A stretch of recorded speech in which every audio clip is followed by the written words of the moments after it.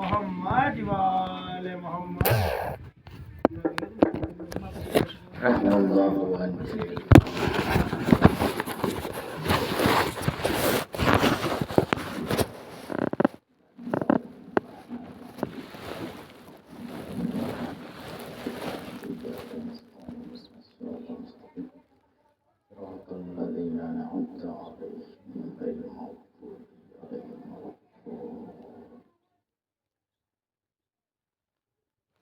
لا حول ولا قوة إلا بالله العلي العظيم.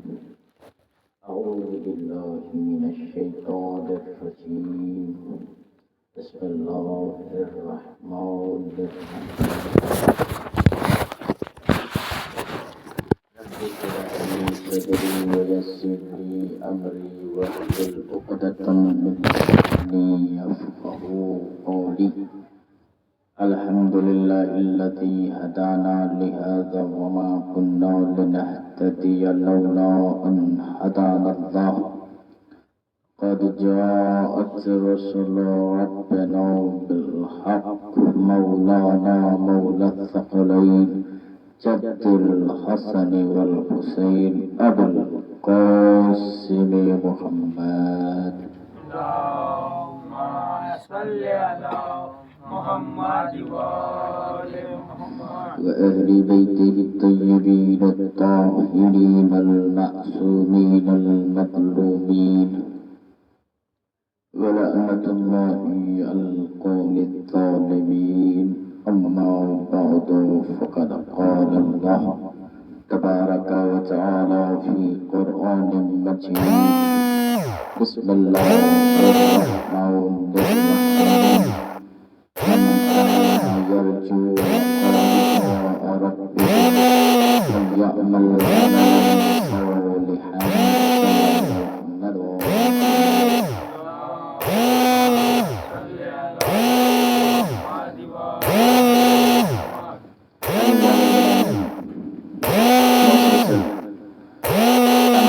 دنوں سے میں عزاداری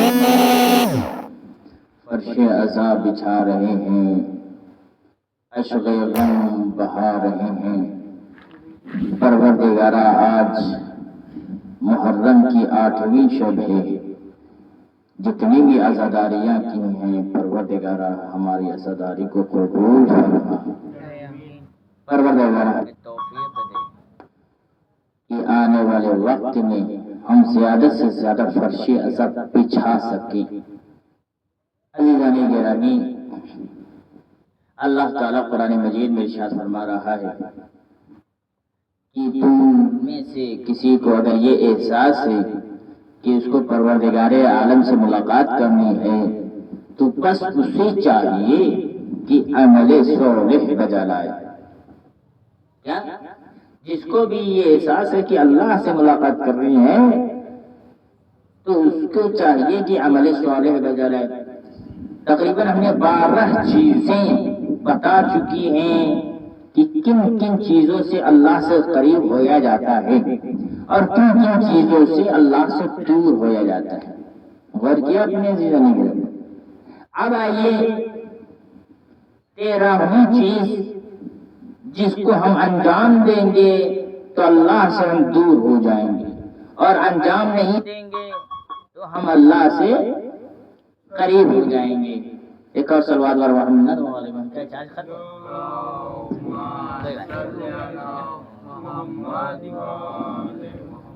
غور کیا اپنے ضمیر میں. اب آئیے 13ویں چیز کیا ہے کہ انسان اگر کسی سے حرص کرتا ہے، لالچ کرتا ہے کسی چیز میں، چاہے مال میں، چاہے دولت میں، چاہے کھانا میں، چاہے پانی میں، چاہے جواہرات میں، چاہے سونے میں، چاہے ہیرے میں، چاہے چاندی میں، اگر وہ انسان حرص رکھتا ہے کہ اور آ جائے اور آ جائے، ابھی اتنے کم ہیں اور زیادہ ہو جائے گا تو اور اچھا ہو جائے گا. خدا نعلم نے کیا کہا کہ جس انسان کے اندر حرص اور لالچ ہو جائے تو پروردگار عالم اس کی مال و دولت میں کمی کرنے لگتا ہے. کیا ہے کمی کرنے لگتا ہے۔ اب جس انسان کے اندر حرص و لالچ نہیں ہے تو پروردگار عالم اس کے مال و دولت میں اضافہ کرنا شروع کر دیتا ہے۔ اب آئیے عزیزان گرامی، حرص و لالچ دیکھیے کیا ہے حرص و لالچ۔ ہارون رشید ایک مرتبہ ایک شخص سے کہا اپنے صحابیوں سے، کہا کہ جاؤ مدینے میں ڈھونڈو، مکے میں ڈھونڈو کہ کون ہے جو رسول اللہ کو دیکھا ہے، کون ہے کہ جس نے رسول اللہ سے ملاقات کی ہے وہ آج بھی زندہ ہے۔ اب اس کے صحابی اور اس کے جو فوجی اور جو سپاہی سالار تھے سارے مکہ آئے، مدینہ آئے، ڈھونڈنے لگے اور سب سے پوچھنے لگے کوئی ہے جو ابھی تک وہ موجود ہے جس نے رسول اللہ کو دیکھا ہے۔ اور کیا اپنے اب مدینے میں آواز آئی کہ ہاں ایک شخص موجود ہے لیکن وہ چل نہیں سکتا ہے، نہ بول سکتا ہے زیادہ، نہ کھا سکتا ہے، نہ اپنے سے کوئی کام کر سکتا ہے۔ اب جیسے سپاہیوں نے دیکھا کہ ایک شخص ہے جو رسول اللہ کو دیکھا ہے اور رسول اللہ سے احادیث سنی ہے، اب اس کو ایک ٹوکری میں بیٹھا کر کے رسول اللہ کے جو غلام جو صحابی تھے اب اس کو ہارون رشید کے دربار میں لے کر آئے۔ اب جیسے ہی ہارون رشید دیکھتا ہے کہ ایک بندہ جو ہے ایک ٹوکری میں بوڑھا ہے، لاغر ہے، وہ میرے پاس آیا ہے۔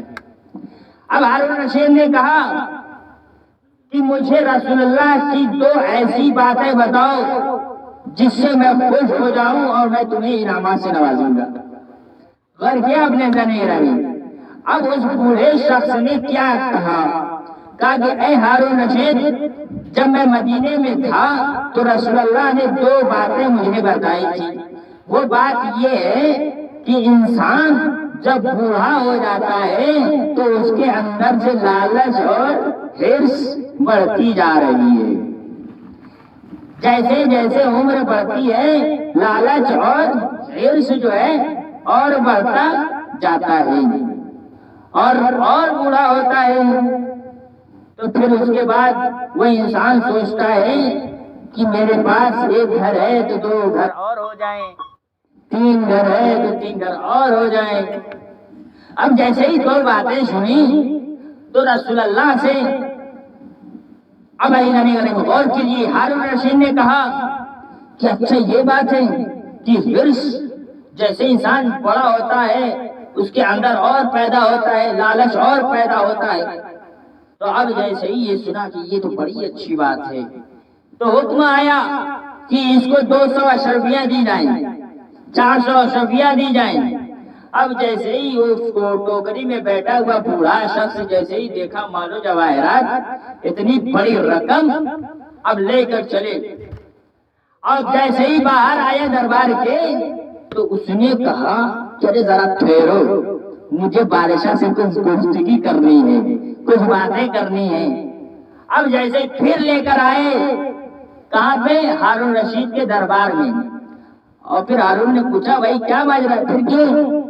اب اس بوڑھے شخص نے کہا کہ اے ہارون رشید، یہ جو تمہارے انعامات ہیں آیا اسی سال تک محدود رہیں گے یا اگلے سال تک بھی یہ انعامات مجھے ملتے رہیں گے؟ اب ہارون رشید سمجھ گیا کہ رسول اللہ نے صحیح کہا تھا، جس کی عمر زیادہ ہوتی ہے بڑھتی رہتی ہے تو اس کے نفس میں اس کے اندر میں لالچ بھی بڑھتی رہتی ہے۔ یہ بندہ شخص ٹوکری میں بیٹھا ہے، کھا نہیں سکتا، چل نہیں سکتا، اب اس کو پتا بھی نہیں ہے کہ وہ کل زندہ رہے گا یا نہیں رہے گا، لیکن اس کو فکر ہے کہ اگلے سال مجھے انعامات ملیں گے کہ نہیں ملیں گے۔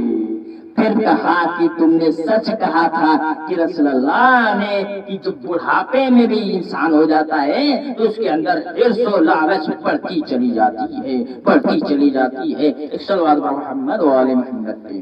اللہم صلی علی محمد و آل محمد۔ غور کیا اپنے جانے گرامی، ایک حرص جائز ہے، ایک لالچ جائز ہے، کس چیز میں؟ علم میں، عبادت میں۔ اب دیکھو دوسروں کو وہ بندہ جو ہے عبادت میں بڑا اچھا ہے، عبادت میں بڑا اچھا ہے، نمازی ہے، روزے دار ہے، تو اب آپ کو بھی یہ لالچ کرنا ہے کہ اگر وہ نمازی ہے تو میں بھی نمازی بنوں گا، وہ روزے دار ہے تو میں بھی روزے دار بنوں گا، اگر وہ زیادہ تسبیح و تحلیل کر رہا ہے تو میں بھی تسبیح و تحلیل کروں گا۔ اس چیز میں اللہ کا حکم ہے کہ لالچ ثواب کا کام ہے، لیکن جب دولت کی بات آتی ہے، حرص کی بات آتی ہے، مادیات کی بات آتی ہے، دنیا والوں کی بات آتی ہے، پروردگار عالم کہتا ہے یہ لالچ، یہ حرص عبادت نہیں ہے بلکہ یہ شیطان کا کام ہے۔ ایک صلوات علی محمد و آل محمد پہ۔ اللهم صل على محمد وآل محمد۔ اور کیا اپنے علیہ گرامی۔ اب دوسری چیز آئی کہ جب انسان عمل کر لے، عبادت کر لے، تو عبادت میں حرص صحیح ہے، ثواب بھی ہے، اب لیکن اس عبادت میں آپ اترائیں نہیں، عبادت کو ظاہر نہ ہونے دیں۔ اب جیسے ہی عبادت کو ظاہر کریں گے، لوگوں کو بتائیں گے، تو اللہ اس عبادت کو قبول نہیں کرتا۔ اب آئیے عباس قمی، ایک علامہ آیت اللہ تھے جس نے مفاتیح الجنان لکھی ہے۔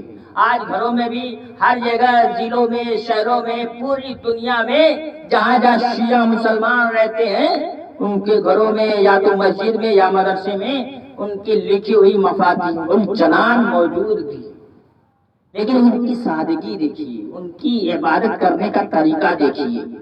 اب ایک دن مسجد میں آئے عباس قمی، اب نماز پڑھا رہے ہیں، اب جیسے ہی ایک مہینے کا کسی نے بلایا تھا کہ آپ کو ایک مہینہ جو ہے نماز پڑھانی ہے، اب جیسے ہی رکوع میں گئے خیال آیا، اب کسی نے، اب ظاہر سی بات جب رکوع میں ہوتا ہے جو کوئی پیچھے رہ جاتا ہے تو اللہ اکبر کہہ کر کے آگے بڑھتا ہے اور نماز میں شامل ہو جاتا ہے۔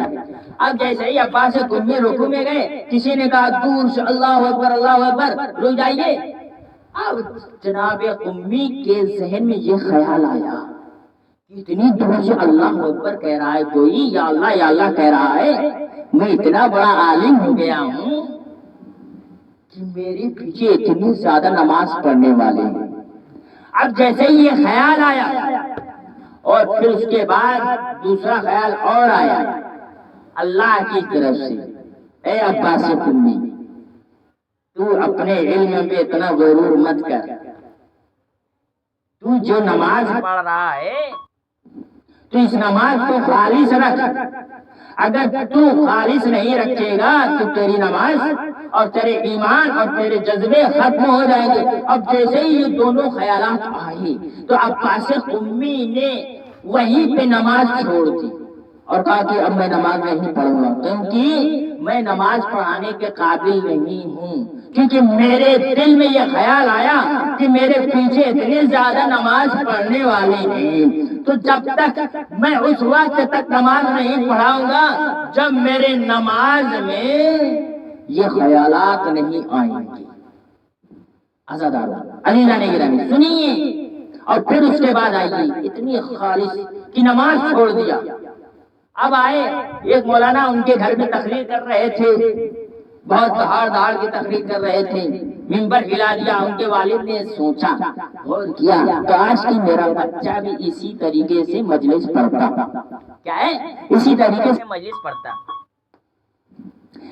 اور اس کے بعد جیسے ہی عباس قمی درس دے کر آ رہے تھے اور اس کے والد نے دیکھا اپنے بچے کو، کہا بچے یہ جو ذاکر ہے، یہ جو مجلس پڑھنے والا ہے، کاش کہ تم بھی اسی طرح مجلس پڑھتے، میرا دل بڑا خوش ہو جاتا۔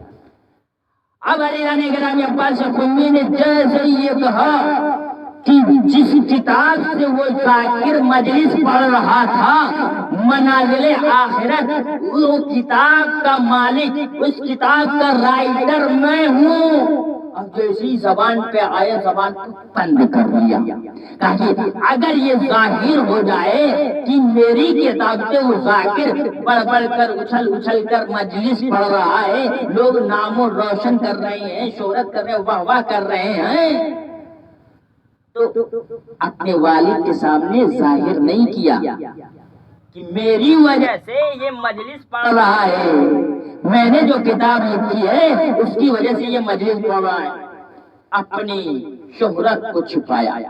اب انسان دیکھیے کتنا خالص رکھا کہ اپنی شہرت کو چھپائے رکھا۔ تو آج اپنے علم کو اور اپنی سادگی کو جب اتنا سادہ بنایا تو وہی عباس قمی کی کتاب مفاتیح جنان پوری دنیا میں ٹہل رہی ہے۔ تو اس کا مطلب یہ ہوا کہ جب ہم اپنے اچھے عمل کو دبائے رکھیں تو خدا بند عالم اچھے عمل کو اچھالتا ہے اور لوگوں کے سامنے مشہور کرتا ہے۔ ایک سلوات پر محمد و آل محمد پہ۔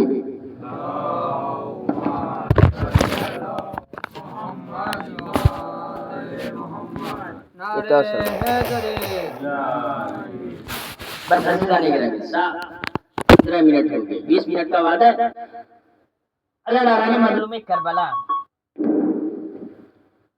کیا آج سن سکیں گے کہ آج عباس کا دن ہے، آج خیمے میں العطش العطش العطش کی آوازیں بلند ہو رہی ہیں کہ اے چچا جان مجھے تھوڑا سا پانی مل جائے تو میری پیاس بجھ جائے۔ اب جیسے ہی عباس نے دیکھا کہ چھوٹے چھوٹے بلک رہے رو رہے ہیں، کہتے چچا امو جان آپ سپہ سالار کے علم بردار ہیں، آپ پانی لے کر آئے۔ اب جیسے ہی دیکھا جناب عباس امام حسین کے پاس آتے ہیں، کہتے ہیں آقا آپ نہیں دیکھ رہے خیمے میں آہو بکا ہے، اللہ تش کی آوازیں بلند ہیں، آپ مجھے اجازت دیجیے میں پانی لے کر آؤں۔ اب جیسے امام نے کہا نا، امام نے سنا، امام نے جملہ قابل ساختہ کہ اے عباس میں تمہیں کیسے اجازت دوں؟ ارے تو سپہ سالار کا علم بردار ہے، اب تو چلا جائے گا تو علم بردار کون ہوگا؟ عباس نے رو کر کہا اے آقا ابھی علی اکبر بھی نہیں رہے، انم اکبر بھی نہیں رہے، ابھی ابن مظاہر نہیں رہے، ارے میں کس لشکر کا علم برداری کروں؟ اے آقا اب وہ لشکر ہی جب نہیں رہا تو علم برداری کس چیز کی؟ ہزاروں نے مقبول نے کربلا۔ اس کے بعد امام نے اجازت نہیں دی، پھر خیمے میں آئے، کیا دیکھا کہ ایک چھوٹی بچی ہے، ایک مشک کو اپنے گالوں پہ لگائے ہوئی ہے، شاید کہ مشک کی ٹھنڈک سے میری پیاس کی احساس کم ہو جائے۔ اب جیسے جناب عباس نے دیکھا عباس بلک گئے، عباس سے نہ رہا، اب پھر کہا اے سکینہ ارے میں تیرا چچا ابھی زندہ ہوں، ارے تیری پیاس بجھ جائے گی۔ تیرے حسین کے پاس آئے، کہا مجھے اجازت سے نہیں روک سکتے، اب چھوٹی چھوٹی بچیاں پہلا پیاس سے بلک رہی ہیں، عزاداروں۔ اب امام نے کہا عباس اب میں تجھے اجازت دیتا ہوں، عزاداروں مشق سکینہ لے۔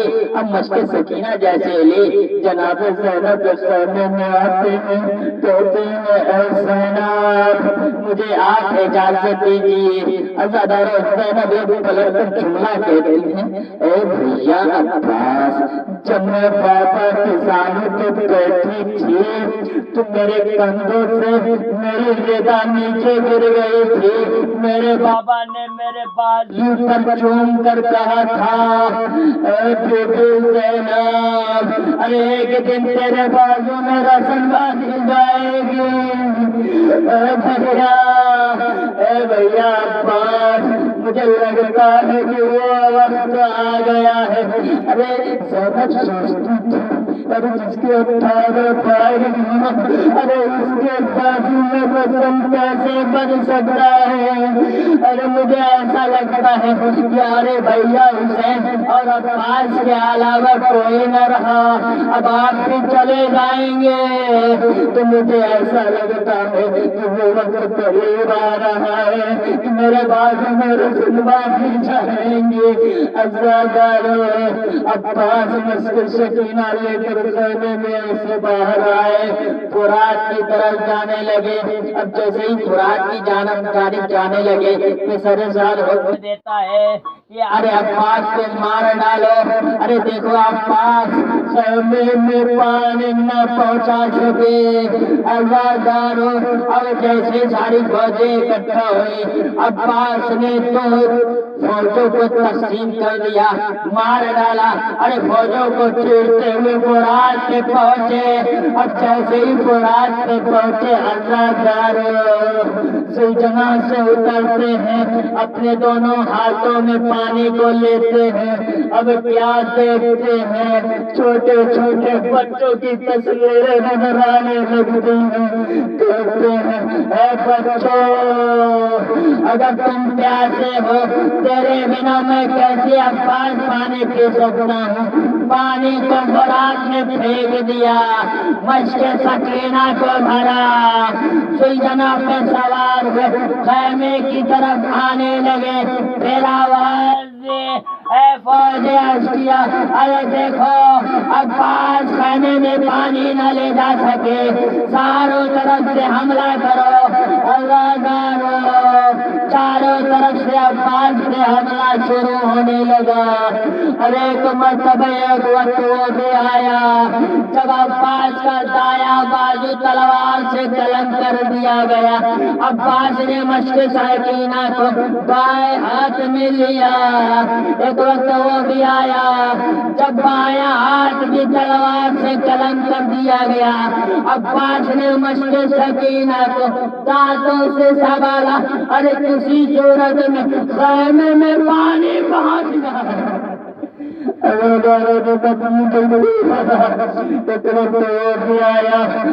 سرملا نے ایک ایسا تیر مارا، مشق سکینہ چھپ گئے۔ ارے مشق سکینہ زمین پہ گرے، سارا پانی بہہ گیا۔ عباس نے کیا دیکھا؟ سارے محنت ضائع ہو گئے۔ آواز آئی، ارے عباس کو تیروں سے وار کرو۔ اب جیسے ہی تیر برسانا شروع کیا، عباس کے سینے میں لگا، عباس کی آنکھوں میں لگا، عباس کے آنکھوں میں تیر پیوست ہو گیا۔ عزادارو گھوڑے پہ سنبھل نہ سکے، دل سے زمین پہ آئے۔ روایت میں لکھا کہ ارے عباس جیسے زمین پہ آئے، ارے دونوں ہاتھ موجود نہ تھے۔ عزادارو جب بھی اوپر سے کوئی گرتا ہے تو اپنے ہاتھ سے ٹیک لیتے ہیں۔ ارے جس کے دونوں ہاتھ شہید ہو گئے ہو، ارے وہ عباس کیسے سہارا لے؟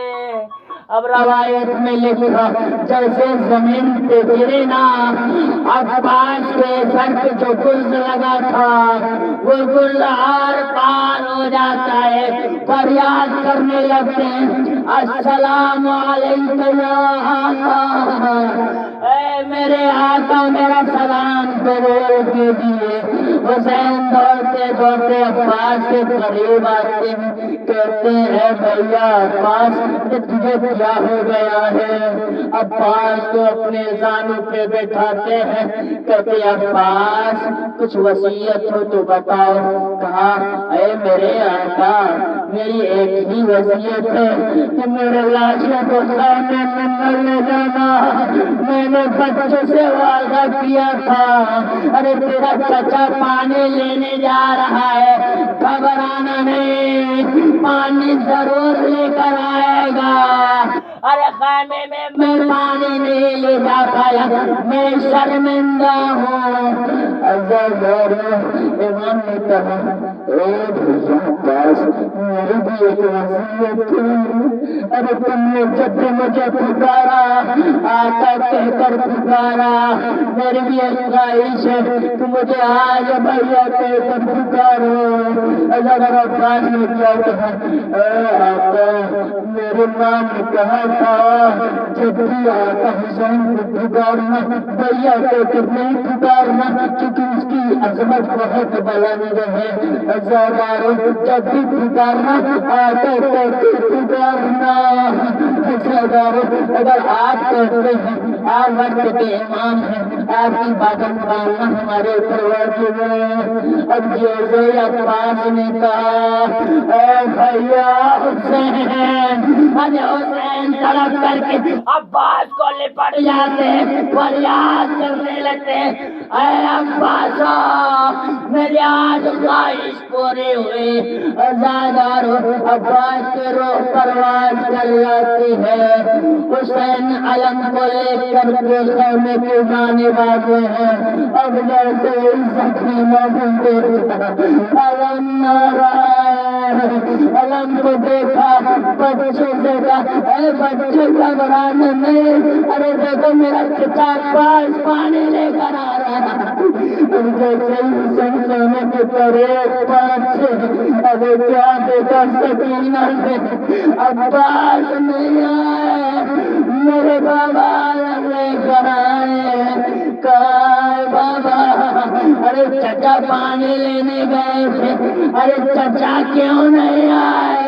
अब्बास ने कहा, अब इमाम ने कहा, बच्चे सकीना अब्बास और दुनिया में नहीं रहे, उनको बाजू काट कर शहीद कर दिया। इन्ना लिल्लाहि व इन्ना इलैहि राजिऊन। रज़म क़ज़ाइहि व तस्लीमन लिअम्रिहि। बिस्मिल्लाहिर्रहमानिर्रहीम। اللهم كل وليك الحجة بن الحسن صلواتك عليه وعلى آبائه في هذه الساعة وفي كل ساعة وليا وحافظا وقائدا وناصرا ودليلا معينا حتى تسكنه وارثك طوعا وتمتعه فيها طويلا. ماتم يا حسين.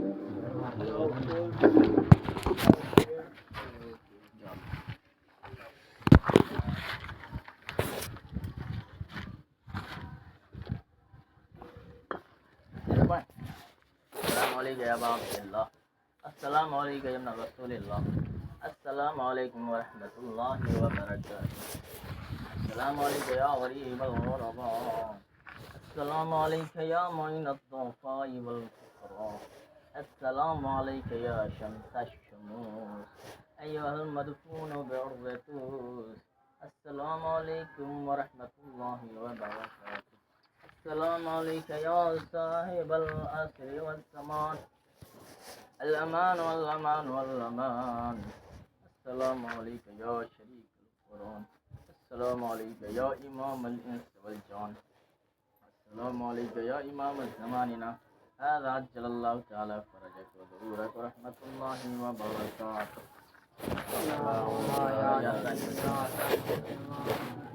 يا مولا يا